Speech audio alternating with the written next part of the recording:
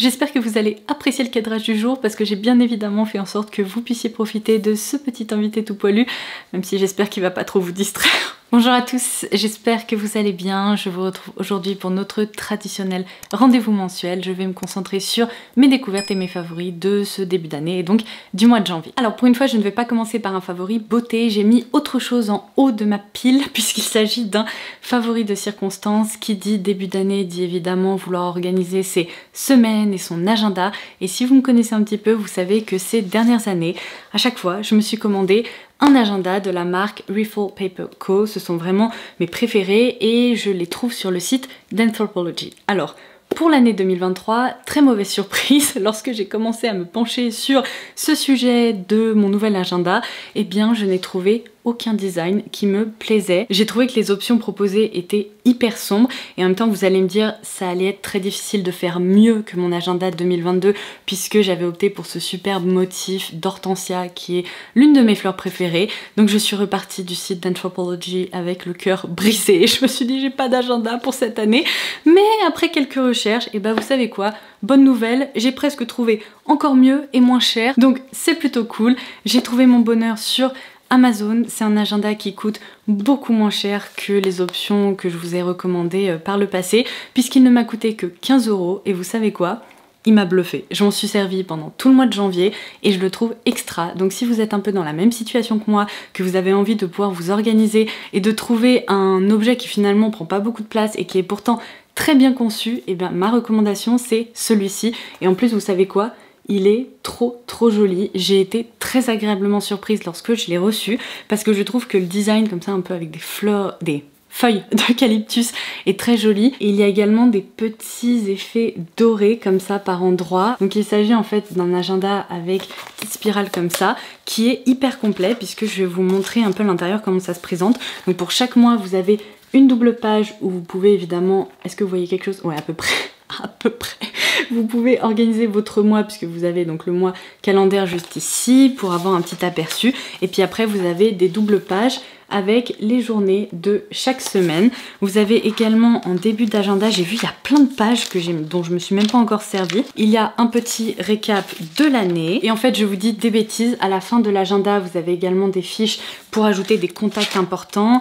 Vous avez, vous savez, des fiches pour indiquer les anniversaires que vous voulez pas oublier.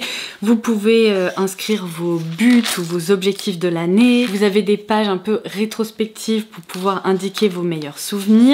Vous avez également des pages vierges pour pouvoir prendre des notes facilement. Bref, il est hyper sympa et en plus, attendez, je cherche une petite page pour vous montrer. Il est hyper bien décoré et il y a même des petites phrases d'inspiration pour ceux et celles que ça motive. Franchement, j'en suis ravie. J'ai été très agréablement surprise. C'est un très bel objet qui fait hyper bien son boulot et qui répond à mes critères, donc je voulais le partager avec vous. Évidemment, je ne le mentionne pas à chaque fois, mais s'il y a des nouveaux et des nouvelles par ici, sachez que je prends vraiment le temps et le soin de rédiger des barres d'infos qui sont hyper complètes sous mes vidéos, de façon à ce que vous n'ayez pas à remuer les terres pour retrouver ce dont je parlais, ce que j'ai mentionné, etc. Donc ça sera évidemment une nouvelle fois le cas pour cette vidéo. Si quelque chose vous intéresse ou si vous vous demandez quel produit j'ai évoqué, quelle référence, quelle teinte, etc.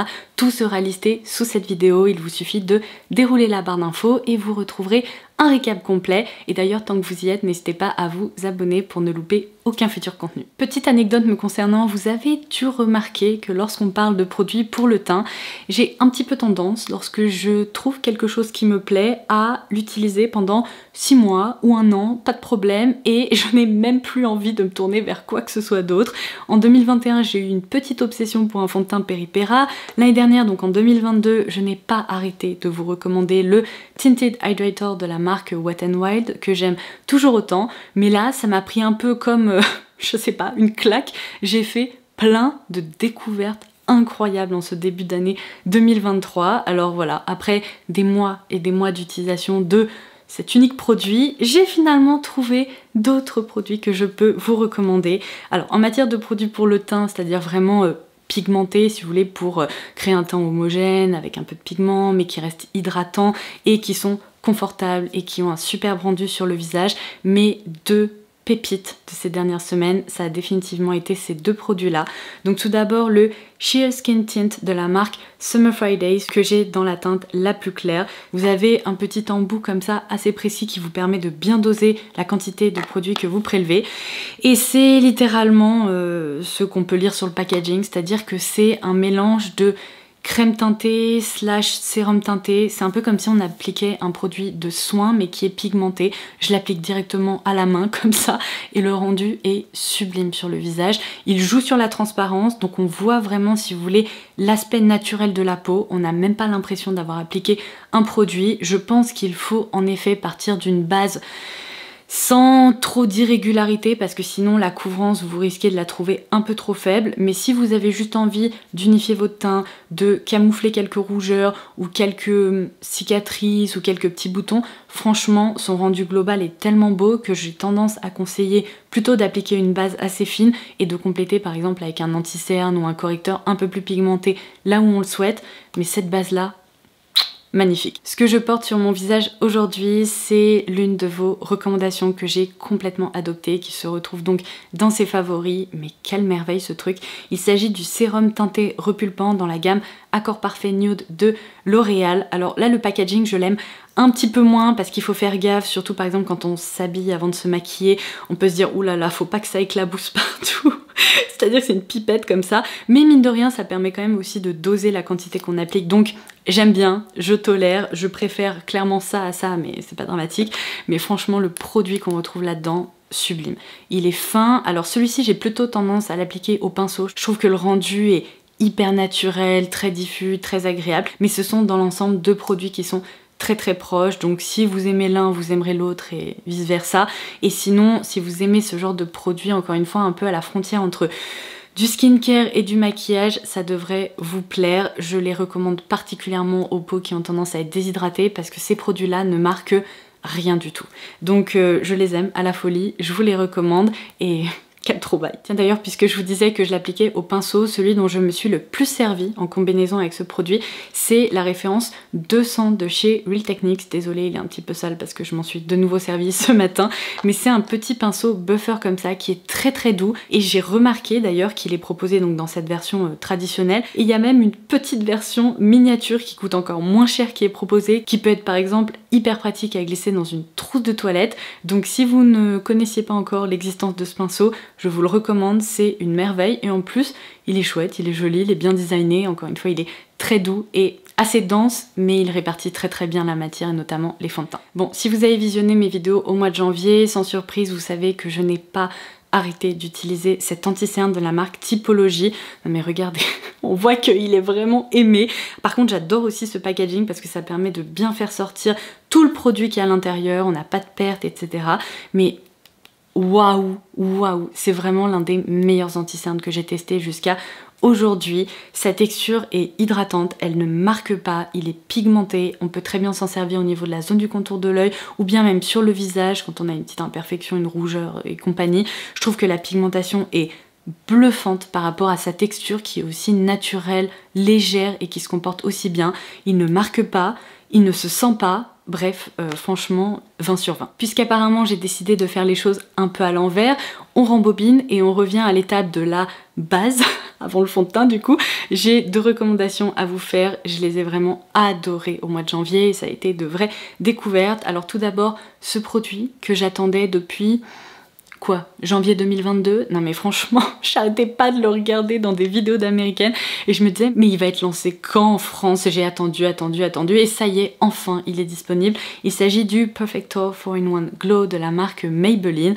Et ben ça y est, on peut voir que je l'ai bien entamé, je m'en sers tous les jours et je le trouve extra. C'est vraiment pour moi une base sublimatrice de teint qui apporte un effet délicatement glowy au visage, qui reproduit un peu, si vous voulez, une peau bien hydratée, très fraîche. C'est presque, je me suis réveillée comme ça et j'aime bien, c'est agréable, d'autant plus que tous les produits que j'ai utilisés par-dessus, donc n'importe quel fond de teint, là les produits que je vous ai mentionnés, tous se comportent hyper bien, donc ça c'est vraiment un produit que j'aime. Et alors ça, coup de cœur intersidéral. C'est pareil, c'est l'une des meilleures bases de teint que j'ai eu l'occasion de tester jusqu'à aujourd'hui. Elle répond à tous mes critères de sélection, on va dire, et je l'aime à la folie. Vous pourrez la trouver sur les shops de YesStyle et c'est la marque Touch in Sol qui propose ça. Donc la référence exacte, c'est le Glassy Skin Balm. Regardez-moi ce packaging ultra futuriste et trop sympa avec un effet holographique. Et à l'intérieur, ça se présente vraiment encore une fois comme presque une crème hydratante. Il en faut très peu à chaque application parce que le produit se diffuse hyper facilement. Et alors là, ça reproduit l'effet exact qu'on obtient après avoir réalisé une routine skincare complète, ultra hydratante. Vous savez, quand vous avez la peau bien repulpée, bien hydratée, qui est hyper glowy, mais c'est juste un glow apporté par l'hydratation. Sauf que là, le rendu est durable. Autant quand on réalise sa routine soin, on se regarde dans le miroir et on fait « Ah ouais, c'est hyper joli quand même ». Et puis au bout de quelques minutes, ça a un peu disparu parce que la peau a tout bu. Et bien là, je dois dire qu'on garde l'effet confortable, mais ça permet vraiment de conserver cet aspect lumineux, hydraté, comme si finalement on sortait un peu de l'eau. C'est trop beau.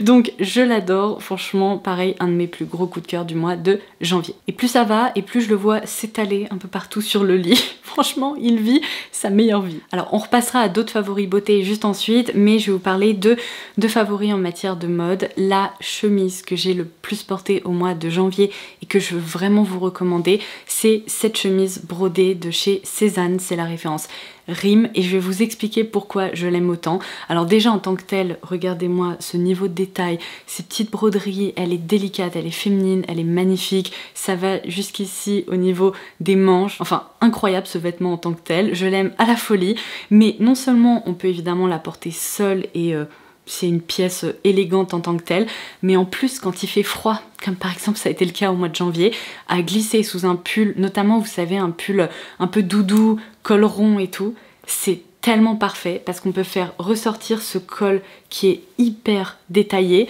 donc ça rajoute un effet vraiment très joli et presque travaillé si vous voulez sous votre pull, et on peut aussi faire ressortir ces jolies manches, la boutonner au niveau des poignets. Et ça change tout. Je trouve que ça transforme un pull un peu basique, cocooning ou un peu doudou, en finalement une tenue un peu élevée, et je trouve ça génial. Donc je l'ai glissé sous pas mal de pulls au mois de janvier, j'ai adoré cette association, et si vraiment vous recherchez exactement ce genre de blouse très travaillée et tout, celle-ci mérite l'investissement parce que c'est vraiment... Non mais regardez-moi ça, même sur les manches, tout est beau. C'est vraiment une pièce qui restera dans votre dressing pendant des années et des années. Je ne veux jamais la quitter. Et alors là, préparez-vous parce que je sens déjà les réactions. Oh là, 2 poids 2 mesures, c'est-à-dire qu'on va complètement changer d'univers. Eh mais c'est lourd en fait, j'ai pas tendance à les porter comme ça, mais en fait je le sens un peu quand je les porte au pied. J'ai enfin craqué pour des docks. Ça faisait presque un an que je me disais, est-ce que je craque? Est-ce que je craque pas? Est-ce que je craque? Et puis au bout d'un moment j'ai fait, allez, go. En plus, je sais pas, je les trouve parfaites pour l'automne-hiver, donc je me suis dit c'est un peu le moment ou jamais. Mais j'ai quand même opté, vous allez le voir, pour un modèle qui n'est pas le modèle traditionnel, qui est trop sympa. Je les aime tellement, à la folie. J'ai adoré les porter au mois de janvier. Ce sont mes grosses godasses rock qui me rappellent mes concerts au lycée et ça me fait le plus grand bien. Je les adore. Alors j'ai opté pour le modèle avec une semelle un peu compensée qui donne quelques centimètres supplémentaires. Je trouve que ça rajoute un petit peu d'allure et ça rajoute un petit effet un peu grunge que j'adore. Mais la petite touche féminine que j'aime bien quand même apporter à mes tenues, c'est qu'en fait les lacets, ce sont pas des lacets traditionnels, ce sont des lacets en ruban comme ça, et j'adore ce contraste parce que du coup c'est féminin et tout d'un coup paf, grosse godasse. J'adore. Alors il faut aimer, mais c'est franchement le genre de chaussures qui s'associe avec énormément de tenues. On peut casser une robe trop féminine avec, on peut les porter évidemment avec des jeans, avec des pantalons larges, enfin il y a vraiment plein d'associations à faire. Alors je pense que par exemple avec le pull que je porte aujourd'hui, pas idéal, j'ai tendance quand même à les porter avec des tenues un peu plus rock ou alors un peu plus foncé, mais j'ai réussi, je les adore, c'est un peu, vous savez, ma double personnalité qui ressort, et du coup, l'amour quoi. Elles sont trop cool. Alors, si vous avez visionné en début d'année la vidéo bilan 2022 avec mes objectifs et mes résolutions pour l'année 2023, vous savez peut-être que je me suis vraiment remise à la lecture l'année dernière, j'adore ça, et je me suis remise à un autre truc aussi que j'avais pas fait depuis très longtemps, écouter des livres audio. Je me suis réinscrite sur Audible, je vous laisserai un lien en barre d'infos parce qu'en plus le premier mois d'utilisation est gratuit, c'est un mois de test on va dire pour que vous puissiez déterminer si oui ou non ça vous plaît. Et ben j'avais pas fait ça depuis longtemps et vous savez quoi, je trouve ça trop cool. Le matin quand je me prépare, hop, je lance mon petit livre audio, pareil le soir quand je fais la vaisselle ou ce genre de choses. À chaque fois que j'ai un petit moment où j'aimerais bien lire mais je peux pas me poser avec un livre, et bien j'écoute mes livres audio. Et c'est génial, ça me permet de lire encore plus. Donc du coup je pense que mon objectif de lecture, parce que je voulais au moins atteindre le même que l'année dernière, il va être largement possible en fait aussi grâce à ça. Du coup ça me permet de lire un peu différemment et je pense que tous les livres audio ne sont pas bons, mais en tout cas celui que j'ai écouté au mois de janvier, je l'ai adoré, donc je voulais le mentionner. En fait, je vous explique. J'arrêtais pas d'entendre parler de cette série de l'autrice Sarah J. Maas, qui est la série A Court of Thorns and Roses. Donc j'ai lu le premier tome, et pour le deuxième tome, qui est quand même un sacré pavé, je me suis dit, un petit livre audio, ça pourrait être pas mal pour m'aider un peu à digérer tout ça. Et j'ai même opté pour la version graphique audio. Mais c'était incroyable. En fait, ils décrivent ça comme un film dans votre esprit parce qu'il y a des effets sonores, il y a des acteurs en fait qui jouent les différentes voix des personnages, il y a de la musique, enfin on a vraiment l'impression de s'être posé devant un film mais sans images. Et du coup, je sais pas, ça fait quelque chose à mon imaginaire, vous savez, ça permet de... je sais pas, de vivre le livre. Et j'ai adoré cette expérience, donc si vous avez la possibilité ou l'occasion à un moment de tomber sur un livre graphique audio sur Audible, c'est génial. Franchement, c'est le truc que je vous recommande. Mais j'ai aussi écouté un autre livre audio traditionnel et c'était très sympa aussi. Donc je vais conserver mon abonnement et je vais écouter au moins je pense un livre audio par mois. Ça me permettra d'ajouter un livre supplémentaire à chaque fois dans mes lectures mensuelles et j'étais très contente de ça. Voilà, donc je voulais partager si par hasard vous avez jamais testé ou si ça vous intrigue. D'ailleurs, sous cette vidéo, vous m'avez très largement dit oui, on veut un bilan lecture de temps en temps, une petite vidéo bonus dans laquelle tu nous parles de ce que t'as aimé, de ce que t'as moins aimé. Donc c'est prévu puisque au mois de janvier, j'ai déjà lu 10 livres. Non mais, je vous jure, je suis à fond. C'est un truc de dingue. Du coup, je pense que là, avant la fin du mois de février, je vous ferai un premier petit bilan lecture de l'année. Mais je voulais quand même partager avec vous mes lectures 5 étoiles, mes vrais coups de cœur du mois de janvier. Alors tout d'abord, Funny Feelings de la marque... de l'autrice Tara DeWitt que j'avais eu pour Noël. J'ai adoré cette lecture, ça m'a fait rire, mais vraiment hurler de rire au moins 2 ou 3 fois. C'était hyper fun, je vous en reparlerai. Ensuite, j'ai adoré ce livre que j'ai vu absolument partout, dans toutes les vidéos, vous savez, de recommandations d'américaines, etc. Things We Never Got Over de l'autrice Lucy Score. C'était génial. Il y a un petit côté, vous savez...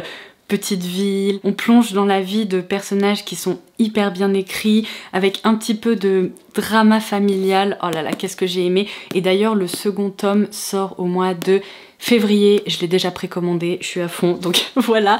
Et ma dernière lecture coup de cœur, donc 5 étoiles, ça a été A Good Girl's Guide to Murder, qui est cette fois-ci un thriller, mais qui fait pas peur si vous voulez. Moi j'aime pas les trucs gore ou qui font peur, pas question, je ne lis rien dans la catégorie horreur et tout, mais j'ai adoré. C'est une sorte d'enquête réalisée par une lycéenne qui revient sur une disparition et un suicide qui sont intervenus il y a quelques années dans son lycée, et elle trouve qu'il y a un truc louche qui fait pas sens en fait pour elle, et donc elle décide de mener un peu l'enquête. J'ai trouvé ça hyper bien écrit, j'ai adoré, donc je vous en reparlerai aussi. Et j'ai reçu aussi plusieurs messages récemment de votre part me demandant si j'avais déjà partagé mon compte Goodreads ou si c'était vraiment une plateforme plus personnelle que je ne partagerais pas, ou pourquoi je ne souhaitais pas la partager. Ben, vous savez quoi, j'ai tout simplement... oublié, à chaque fois je vous mentionne ma page et en fait à chaque fois j'oublie de la mettre en barre d'infos. Donc cette fois-ci ça sera fait, je vous laisserai mon compte Goodreads si par hasard vous avez envie d'aller y faire un tour. Comme ça en plus vous aurez un petit aperçu en avant-première de mes lectures tout au long de l'année, parce que franchement je le mets à jour dès que je commence un nouveau livre, dès que je le termine, je le note, j'essaye de rédiger une petite revue et tout, donc ça sera en barre d'infos. Ensuite je repasse à la beauté et on va d'ailleurs terminer la vidéo avec mes derniers favoris et découvertes en matière de beauté. Alors tout d'abord ce parfum. Alors je vous explique, j'avais une petite miniature slash échantillon comme ça du parfum Le Temps des Rêves de la marque Goutal. C'est un parfum à base de fleurs d'oranger qui est hyper réconfortant, enveloppant, qui sent un peu le bébé sur les bords, qui sent vraiment le bébé dans une couverture toute propre et c'est adorable et c'est... j'adore ce truc. J'ai quasiment terminé le petit échantillon, j'ai pas arrêté de le porter, donc évidemment j'ai craqué et j'ai commandé le full size. Ce parfum est merveilleux, il est beau, il se porte facilement, j'ai eu que des compliments à chaque fois que je le portais, donc je suis absolument ravie de mon achat. C'est aussi un parfum que je vous recommande si vous avez l'occasion d'aller le sentir. En tout cas, si vous appréciez la fleur d'oranger, c'est une ode à la fleur d'oranger. Un peu plus propre même, c'est beau. J'adore. Décidément, mes cheveux ont pas envie de rester en place aujourd'hui. Alors, un autre truc que j'ai adoré, un autre parfum que j'adore et dont je vous ai déjà parlé, c'est la gamme Patchouli Lavande Vanille de la marque Sabon. Et vous savez quoi? C'était quand? Il y a quelques semaines, quelques mois là, en fin d'année 2022. J'ai jamais reçu autant de messages de votre part, puisque vous avez été des dizaines et des dizaines à me dire « Laura, il y a une vente privée Sabon sur... » Beauté privée, je crois. Je me suis empressée d'aller voir, j'ai passé une commande et donc j'ai, on va dire, opté pour déjà certaines gammes que je connaissais pas encore et j'ai évidemment fait du stock sur cette gamme-là parce qu'elle est merveilleuse. Donc là, j'ai l'huile de douche qui est géniale, hyper enveloppante, qui permet, si vous voulez, de commencer sa routine nettoyage, on va dire, du corps évidemment par ce produit là. Il y a le scrub dans cette gamme dont je vous ai déjà parlé qui est super, il y a aussi la crème hydratante. Bref, en ce moment je peux littéralement m'embaumer dans ce parfum et c'est merveilleux. Je sais pas comment vous dire, c'est un mélange tellement bizarre sur le papier qui m'aurait jamais attiré et pourtant dès que je sens ce parfum, ça m'apaise. J'ai l'impression d'être dans un spa de luxe mais vraiment presque dans un palace quoi. C'est incroyable. C'est doux, c'est réconfortant, c'est hyper propre et en même temps il y a un côté, vous savez, avec un peu de caractère et c'est beau. Et à chaque fois que je vous en ai parlé, toutes celles qui ont testé cette gamme par la suite m'ont dit waouh, genre j'ai jamais rien senti de tel. Donc voilà, en ce moment, mon huile de douche c'est celle-ci. Un de mes autres objectifs pour cette année 2023, je l'avais partagé dans cette fameuse vidéo, c'était de vous poster plus de vidéos courtes, de format court, notamment sur Instagram. Je pense que j'essaierai aussi de les poster sur YouTube pour que vous puissiez les visionner si jamais vous n'avez pas Instagram. Mais je suis fière de moi parce que franchement au mois de janvier je vous ai posté des petites vidéos que j'ai vraiment pris beaucoup de plaisir à vous filmer et ça a été le cas notamment de ma petite vidéo autour des nouveaux highlighters Charlotte Tilbury. J'ai vraiment aimé ce produit. Vous vous souvenez peut-être que dans mes favoris de l'année, je vous ai dit que j'avais adoré cet highlighter l'année dernière. Je suis en train de perdre ma voix.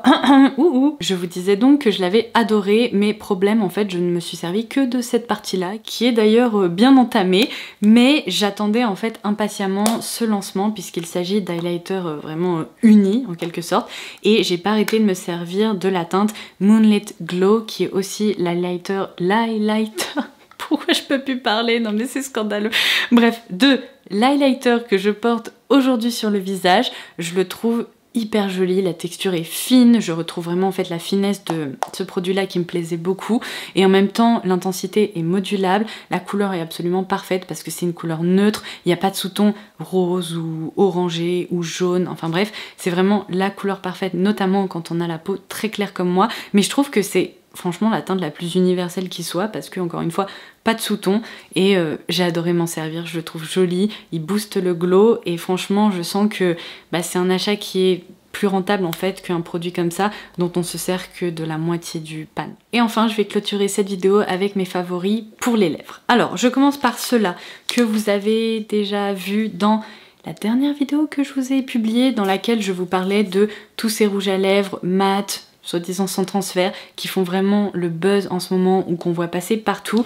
J'ai notamment mentionné les Petal Soft de la marque Laura Mercier. Ce sont des crayons jumbo comme ça que j'ai vraiment beaucoup porté. Je les trouve très réussis, confortables et je vous invite à aller voir cette vidéo pour connaître mon opinion détaillée à leur sujet parce qu'ils sont un peu en fait à contre-courant de tout ce qu'on voit en ce moment et pourtant ils performent super bien et je trouve que le rendu sur les lèvres est très joli. J'ai adoré porter la teinte Ella qui est pour moi la teinte la plus nude en fait et facile on va dire de la collection.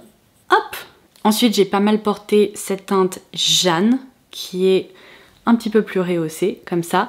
Et pour un effet vraiment lèvres qui ressortent plus, pour la saison, c'est pas mal non plus, j'ai cette teinte-là, qui est la teinte Laura. Voilà. Ce que je porte sur les lèvres aujourd'hui, on va dire que c'est une encre à lèvres d'une marque de K-Beauty, qui est la marque Romand, dans la teinte 12, et je ne pourrais pas vous donner de nom parce que c'est écrit en coréen et je n'ai pas encore de connaissances en coréen, donc évidemment je vous listerai la teinte ci-dessous, mais c'est le Dewy Full Water Tint et c'est hyper agréable parce qu'en fait, contrairement à des encres à lèvres qui ont tout le temps tendance à tirer vers le rouge, qui sont pas toujours confortables, qui déshydratent beaucoup les lèvres, là on a vraiment les mêmes propriétés qu'une encre à lèvres, mais sauf que c'est beaucoup plus aqueux. On a littéralement l'impression d'appliquer de l'eau. C'est tellement confortable, je trouve que c'est beaucoup plus hydratant, ça ne marque pas, ça ne crée pas de petites peaux mortes sur les lèvres, et regardez-moi cette couleur, c'est hyper chouette. Mais le produit vers lequel je me suis vraiment le plus tournée parce qu'il est hyper facile, confortable, agréable, c'est le brillant à lèvres hydratant de la marque ELF dans la teinte Happy, et on peut voir que, ben ma foi, je m'en suis pas mal servie. En fait, vous avez un petit cœur et c'est littéralement une petite forme de cœur comme ça, un peu plus foncé, qui se mélange avec le produit hydratant autour et ça crée, ben, je vais vous montrer, mais une couleur hyper facile à porter.